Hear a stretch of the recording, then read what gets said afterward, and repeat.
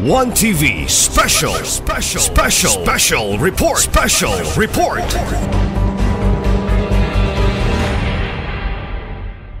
Let's now welcome contestant number 9.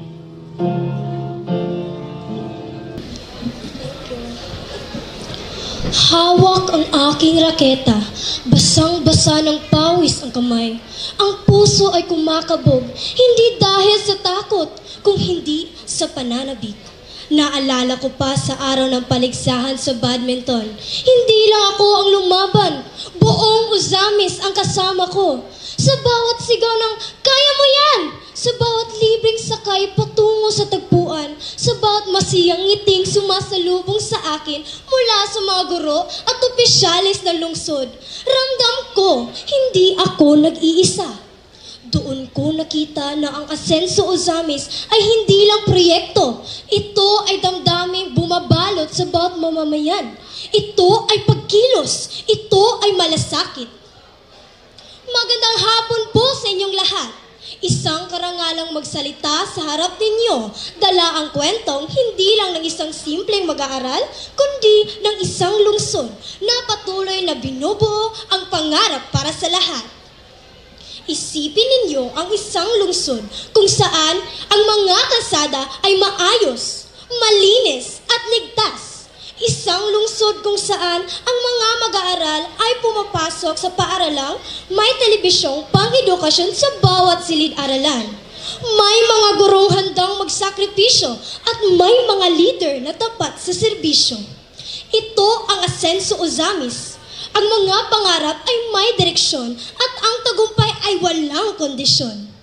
May scholarship na sa mga kabataang nangangarap makapagtapos ng pag-aaral at libreng sakay pa kung may patimpalak na sasalihan. Hindi na hanggang sana all. Pag-asa'y totoo na at hindi na lang panawagan sa hangin na humahagulhol.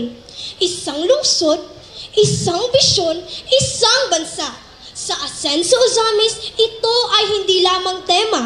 Hindi lang makalimbag sa mga pabatid na luna o nakapaskil sa pader. Ito ay nakaukit sa puso ng bawat Uzamisnon.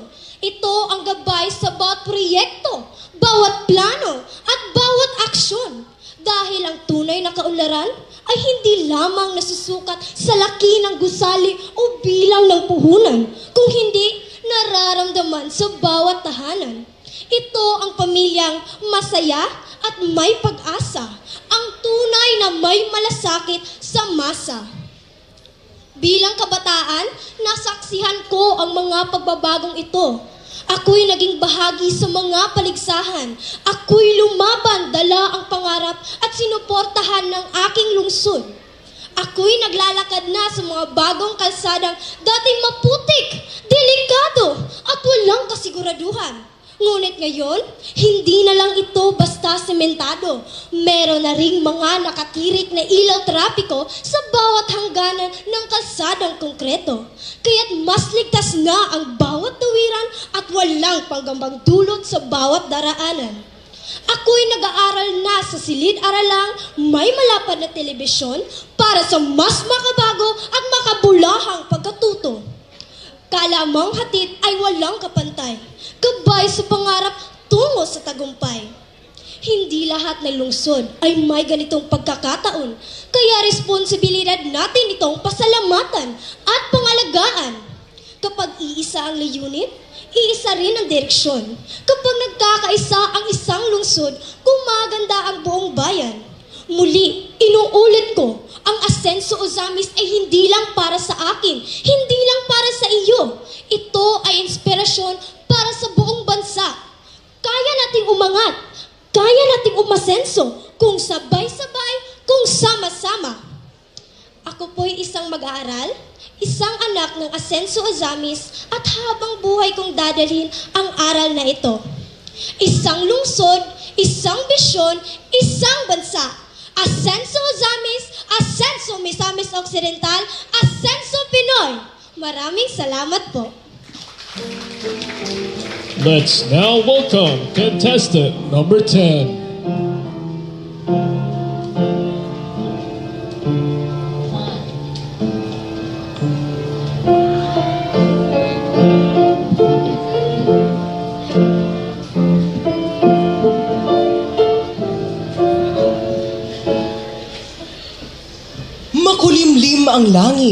Nag-aagaw ang liwanag at dilim. Paalis na ang araw, parating na ang gabi. Iyon ang tanawing bumungad sa akin nang minsang isama ako ni Mama sa palengke sa Ozamis City. Dahil sa ayokong masinghot ang lansa ng isda, ako'y naiwan sa aming sasakyan, samantalang si Mamay namamalengke. Habang nakatitig ako sa langit at tanaw ang bukana ng takip silim, may lumapit na batang namamalimos. Gutom, marungis, at tila nilimot ng mundo. Napako ako sa tingin. Tila binaril ng tanong na hindi ko kayang sagutin. Kung ang kabataan ang pag-asa ng bayan, bakit may musmos na luha ang tanging baon? Kung kami ang kinabukasan na dapat ay ginagabayan, bakit may batang lansangan ang naging tahanan? Mainit na pagbati sa lahat ng mapalad na naririto at sa mga naging inspirasyon ko sa aking pagsulat ng aking talumpati. Ayon sa pagtatala ng Philippine Statistics Authority o PSA, nasa halos 11 milyon na mga batang Pilipino at mga young adults edad 5 hanggang 24 ang hindi nakakapag-aral sa buong bansa. Binubuo nito ang 25% ng lahat ng mga Pilipinong nasa nasabing age range. Ang paghihirap ang kadalasang ipukol sa tanong na bakit? Ang kahirapan, ang kalimitang rason ng kahindik-hindik na mga numerong ito. Nakadidismayang isipin na iniaata sa kabataan ng hinaharap ng bayan, ngunit kadalas ay napapabayaan na lamang silang magdusa sa tinik na dala ng kakapusan. Buti na lamang, dito sa lungsod ng Ozamis, may inisyatiba ang ating mga naihalal na lider at piniling pagtibayin ng ating pananggalang laban sa dungis na dala ng kawalan. Isa sa aking pinakahinahangaan ay ang kanilang Asenso Pamilya, One Family, One Professional program na naglalayong makapagbinhi ng kahit isang profesional sa bawat pamilya. Bawat benepisyo, 5,000 pesos kada buwan o 25,000 pesos kada semester para sa tertiary education. Ayon kay Governor Henry S. Waminal, our goal is for you to graduate, become professionals, secure jobs, provide an income for your families, contribute to the GDP of Ozamis City and our province. Kung minsay halos malugmok na tayo sa di masabi-sabing hinaing sa ating mga piniling pinuno, lubos na pagpapasalamat na lamang at tunay na kaluwalhatian ang nadarama ng ating mga kababayan dahil sa inisyatibang ito.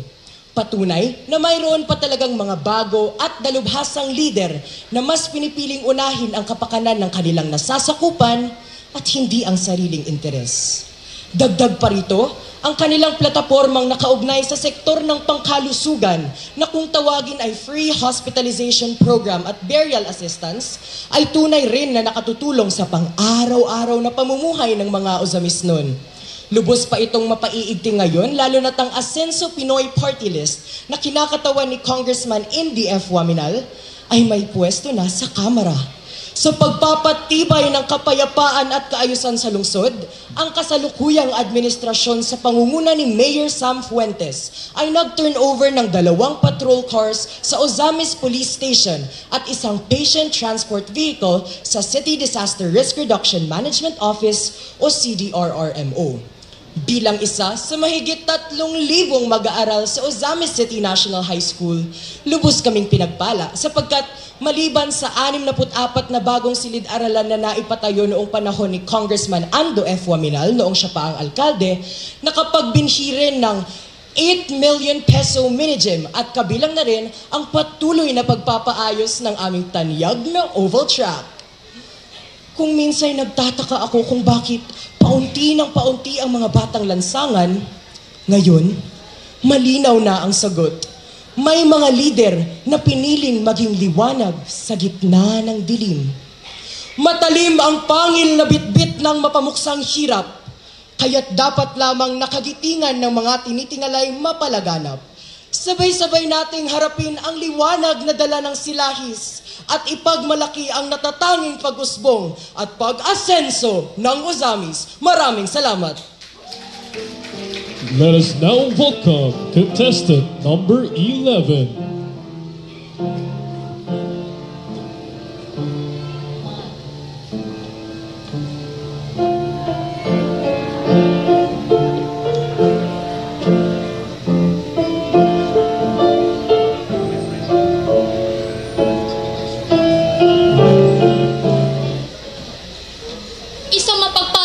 araw sa inyong lahat. Naisip niyo ba ang isang lungsod kung saan ang pag-unlad ay hindi lamang pangarap, kundi isang realidad? Kung saan bawat hakbang ay hakbang din para sa bansa. Ito ang Ozami City, isang huwaran ng pagkakaisa, malinaw na bisyon at matatag na determinasyon. Sa temang isang lungsod, isang bisyon, isang bansa, Asenso Ozamis para sa Asenso Pinoy. Hindi lang tayo tagapanood ng progreso, tayo ay tagapagtaguyod ng pagbabago. Ang pag-angat ng isang lungsod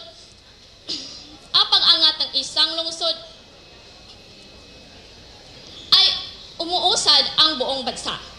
Ang kinabukasan ng ating bansa ay hindi nakaasa sa mga pangunahing syudad, kundi sa bawat Pilipino, sa bawat sulok ng bansa. Ang pag-angat ng isang lungsod ay maaaring magpagsiklab ng apoy ng pabansang kaunlaran. Isang lungsod, Ozamis, mayamang kultura, masisipag na mamamayan at mahalagang lokasyon. Simbolo ito ng tagumpay kapag nagkakaisa ang mga pinuno at mamamayan. Kapag nagtutulungan ang mga barangay at kawani ng pamahalaan. Kapag pinalakas ang kabataan at umuunlad ang kabuhayan at walang naiiwan. Isang bisyon. Bisyong may pag-unlad sa ekonomiya, dekalidad na edukasyon, pangmatagalang kaunlaran at kapayapaan. Kung saan walang Ozamis nun na masyadong mahirap para mangarap at walang pangarap na masyadong mataas para maabot. Isang bansa. Ang pag-unlad ng Ozamis ay hindi natatapos hangganan nito. Kapag umunlad ang Ozamis, nagkakaroon ng trabaho ang mamamayan. Kapag nangunguna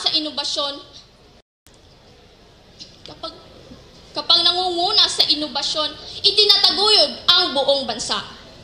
Sa bawat tagumpay nito, naririnig ang progreso ng buong bansa, ng buong Pilipinas.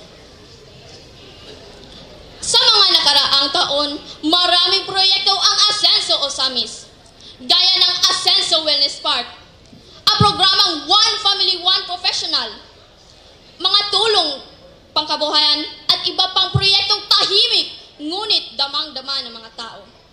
Ito ang lakas ng Asenso Ozamis, hindi lang para sa Ozamis nun, kundi sa bawat Pilipinong naniniwala ang pagbabago ay nagsisimula sa tahanan. Kung kayang umunlad ng isang lungsod, bakit hindi ang buong bansa? Kung kayang tuparin ang isang pangarap, bakit hindi ang atin? Kung ang isang bisyon ay kayang magkaisa ng isang lungsod, bakit hindi ang buong bansa? Ngayon na ang panahon, gawin natin huwaran ang Ozamis, sapagkat sa pagkakaisa may lakas at sa kaunlaran may pag-asa at sa puso ng bawat Pilipino may apoy na naglalagablab. Para sa isang bisyon, para sa isang lungsod, isang bisyon, isang bansa, Asenso Ozamis para sa Asenso Pinoy. Maraming salamat at mabuhay! Let us now welcome contestant number 12.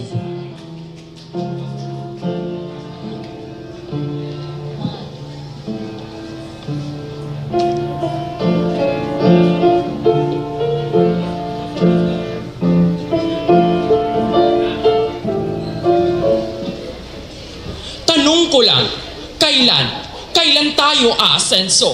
Dati, isang tanong lang ito. Mula sa bawat baku-bakong kalsada, sa bawat pamilyang walang tirahan, at sa bawat batang nangangarap na tila napag-iwanan ng pagkakataon. Pero ngayon, asenso'y hindi na tanong. Katotohanan na ito. Ramdam ko na, totoo. Ako, isang kabataang patunay na kapag may malasakit at direksyon ang gobyerno, walang kabataan ang maiiwan, walang pamilya ang malilimutan, walang komunidad ang mapag-iiwanan. Kaya ngayon, isigaw natin, one city, one nation, one vision. Asenso Ozamis for Asenso Pinoy. Sa ilalim ng matatag na liderato ng Tima Padayon Asenso Ozamis, sa pangunguna noon ni Mayor Attorney Indy Waminal na ngayon Asenso Pinoy Party-less Representative at sa bagong ama ng lungsod, Mayor Sam Norman Fuentes. katuwang sina 2nd District Congressman Andu Aminal at Governor Henry S. Waminal Sr. Hindi lang natin pinaganda ang ating lungsod, higit sa lahat, pinatatag natin ang kinabukasan ng bawat pamilyang Uzamiston. Narito ang mga patunay na ating makikita at nararamdaman. Naipatayo ang mga traffic lights para sa kaligtasan ng mga motorista at pedestrian, ang mga covered courts at health stations sa bawat barangay. Nabigyan ng mga relocation sites ang mga pamilya sa Barangay Malaubang at Lamaan. Inilunsad ang makabagong glass to pavers project kasama ang mga bagong kagamitan para sa epektibong waste management. Pinalakas ang seguridad ng lungsod sa pagpapatayo ng 2nd PMFC headquarters, pag-turnover ng bagong rescue patrol vehicles at pagpapaigting ng City Command Center gamit ang high zoom surveillance technology. Hindi rin nakakalimutang pangalagaan ang ating kasaysayan. Binili at pinalagahan ang makasaysayang Rodriguez Ancestral House o TISA House. Sa larangan ng edukasyon, na ipamahagi ang mga ICT equipment sa mga pampublikong paaralan. Buong suporta ang ibinigay sa mga kabataang atleta at kalahok sa NMRA at palarong pabansa sa NSPC at RSPC at RFOOT. Tuwing may sunog o sakuna, hindi na kailangang maghintay. Agarang tulong, sistematikong aksyon, yan ang tatak, padayon asan sa Ozamis. Sa aspeto ng ekonomiya at tulong pinansyal, dalawang mahalagang ordinansang naipasa, amnesty para sa may utang sa real property tax at business tax relief para sa mga sari-sari store at karinderya. Patuloy ang free hospitalization at free burial services na nagpapagaan sa pasanin ng mamamayan. Hindi rin nakakalimutang pangalagaan ang pamilyang Uzamiston, ang kasalan ng bayan. Patunay na suporta ng LGU sa matatag na pamilya na siyang pundasyon ng matatag na komunidad. Tuwing Kapaskuhan, patuloy ang pamaskong handog na sumasagisag sa malasakit at pagmamahal ng liderato sa bawat Uzamiston. Kaya't hindi katakatakang second-class city na ang Uzamis. Isinusulong din ang One Family, One Professional Program, layuning magkaroon ng kahit isang professional bawat pamilya sa Misamis Occidental. Nakaangka ito sa 5Ms Development Thrust. Misamis nun, magpuyong malinawon, malambuon o malipayon. Sa malasakit ng team, padayon asan sa Ozamis at sa dedikasyon ni Mayor Sam Norman Fuentes at sa matatag na tinig ng buong bansa, kaya Sanso Pinoy Partless Representative Attorney Indy Waminal ay siyang may malinaw na advokasya, palawakin ang asensong nasimulan sa Misamis Occidental tungo sa bawat sulok ng bansa. At sa puso ng bawat Misamiston sa pangungunan ng 2nd District Congressman Andu Waminal at Governor Henry S. Waminal Sr. Isang pangarap ang isinilang at ngayon isang katotohanan na ang asenso. Kahit habang tayo humihinga, habang ang dulo natin ay dumadaloy, itaas natin ang bandila ng asenso. Itaguyod natin ang pangarap ng bawat Uzamiston. Laban! One city, one nation, one vision. Asenso Ozamis for Asenso Pinoy. Mabuhay ang Asenso Pinoy, kanunay Asenso Ozamis! Let's now welcome contestant number 13.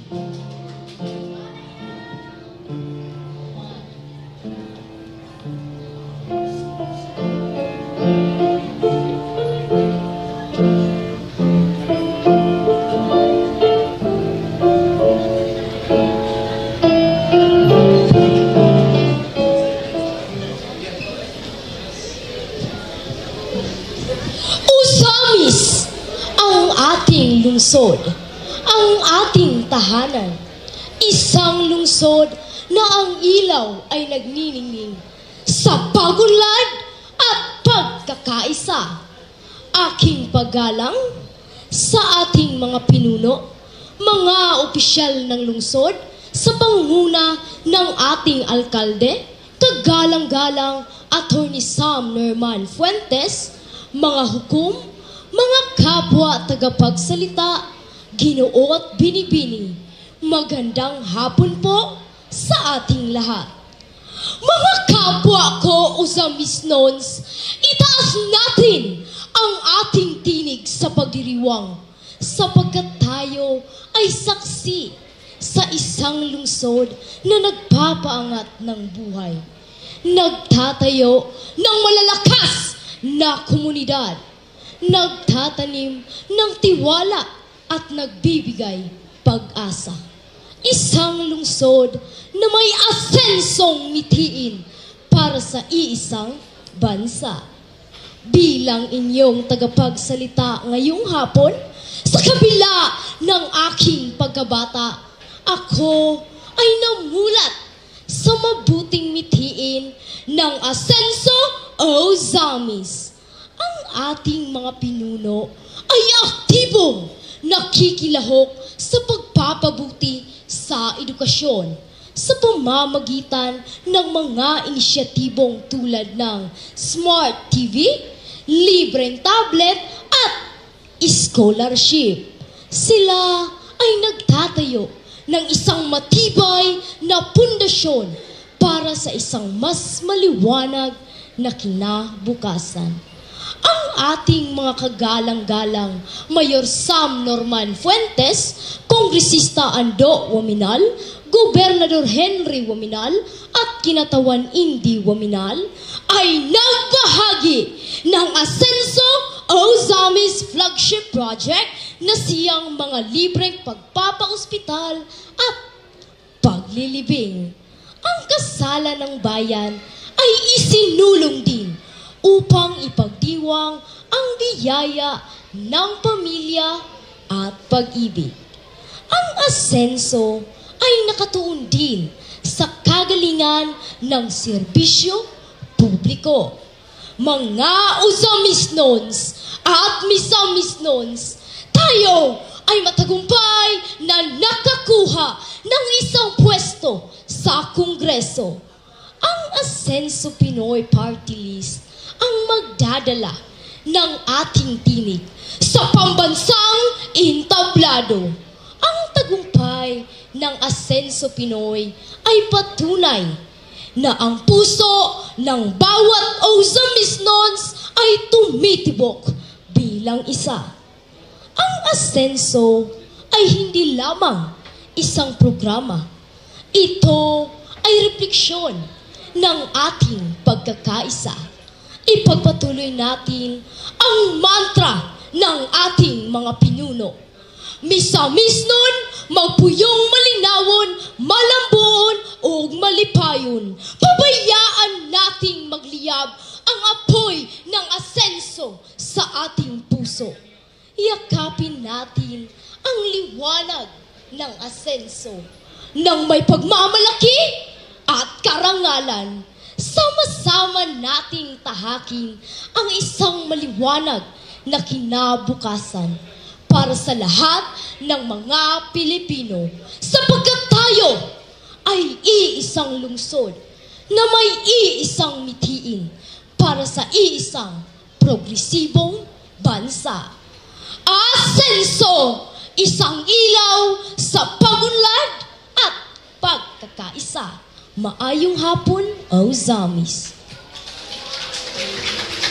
Let's welcome contestant number 14.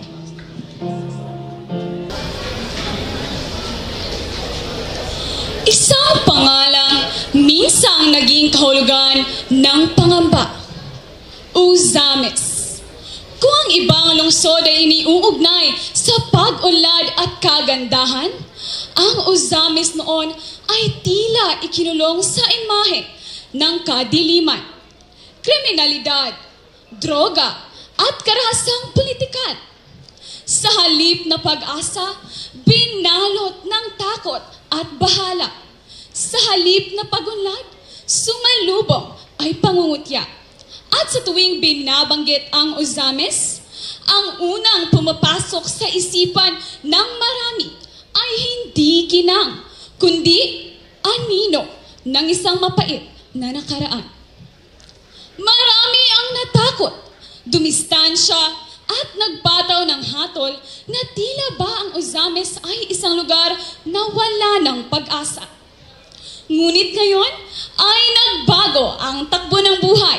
Hindi na kailangang magmadaling umuwi tuwing gabi dahil ang Ozamis ay mas ligtas, mas maliwanag at may buhay. Mula sa lungsod na dati kinatatakutan, ngayon ay isa ng lugar kung saan malayang makakagalaw ng panatag at may tiwala. Hindi sa lahat ng panahon ay mananatili tayong nakakulong sa mapait na kahapon. Sa pagtutulungan ng pamahalaang lokal at ng mga mamamayan, unti-unting naisa sa katuparan ang bisyong 5Ms. Hindi na lamang ito pangarap, kundi isang konkretong hakbangin tungo sa lungsod na may magandang reputasyon at mas maayos na pamumuhay para sa lahat. Sa ilalim ng Asenso Ozames, isinulong ang mga proyektong nakatuon hindi lamang sa pagpapaunlad ng infrastruktura, kundi sa tunay na kapakanan ng bawat isa. Ito ang bagong mukha ng Ozames. Maayos na pamumuhay at pinunong may malasakit sa mamamayan. Sa ilalim ng Team Asenso, nagtuloy-tuloy ang mga pagbabago. Naipatayo ang Asenso Wellness Park at tourism exhibits para sa pag-usbong ng turismo, pagbubukas ng iba't ibang negosyo para sa pagpapaunlad ng ekonomiya, traffic lights na nagdala ng kaayusan sa lungsod, at naging madali rin ang transportasyon dahil sa mga ipinagawang bagong kalsada. Hindi lang infrastruktura at ekonomiya ang nagbago, pati na rin ang buhay ng bawat Ozamesnon. May libreng pagpapagamot at serbisyong funebre, suporta sa mga magsasaka, programang One Family, One Professional, libreng pabahay, kasalan ng bayan, baratong bugas para sa mga Misamesnon o BBM rice, at marami pang iba na tayo mismo ang nakabenepisyo. Ang lahat ng ito ay patunay ng pamumuno, may malasakit, may direksyon, at may tunay na hangaring iahon ang bawat isa tungo sa mas maunlad na kinabukasan. Sa lahat ng pagbabagong ito, unti-unti nating nakakamit ang kapayapaan sa ating komunidad hanggang sa mas magandang kalidad ng buhay.